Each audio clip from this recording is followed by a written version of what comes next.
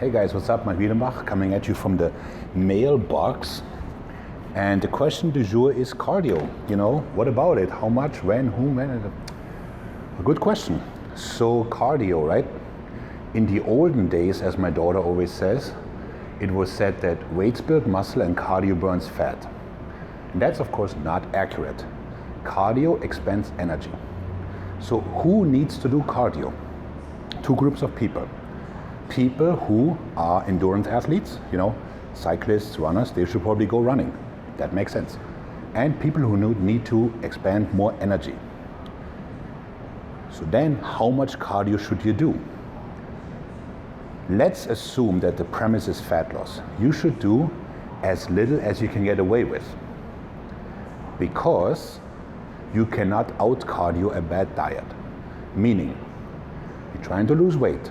The first thing you do is you nail your training and your diet.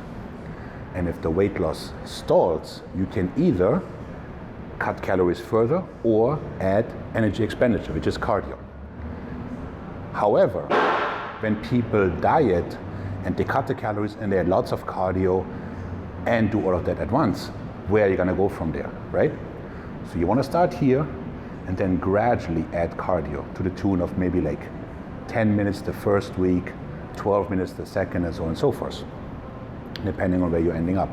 The next question always is, which kind of cardio, right? So there's low intensity steady state and there's high intensity HIIT interval training. Which one is it? Well, they both have advantages. So low intensity cardio, the advantage is that you can do a lot of it because it's not very stressful. High intensity cardio is a tiny bit better in terms of mobilizing fat and also has a higher epoch, meaning after the actual high intensity workout, you will burn more fat than you would be after your low intensity workout. Also, high intensity workouts by definition are shorter, so you're saving time. It's like something about Mary, 6-minute abs, dude. But it always depends. So let's say you have somebody who is very heavy, like yours truly. Sprinting is not a good idea. So it depends how often you train your legs. High intensity cardio is tougher on the central nervous system. So you can't do as much. Whereas low intensity cardio, you can do almost unlimited amounts of it. It's boring, I get that, but Netflix, hey, you can just watch your movie on the treadmill, whatever, right? So if you want to add a session of high intensity cardio, if you have the physical ability to do so, that certainly won't hurt you, but it's not the miracle it's being made out to be, okay? Because in the end, the overall weekly calorie consumption and calorie burn matters. So consistency matters much more than one beast mode high intensity unit. And then there are different forms of cardio exercises, right? So there's swimming, which is a great cardio because it's easy on the joints, it's full body. The problem is, most people suck at it, right? Most people don't have good enough a technique so that they could swim in a way that they can actually exhaust themselves and get something out of it. They spend more time staying afloat.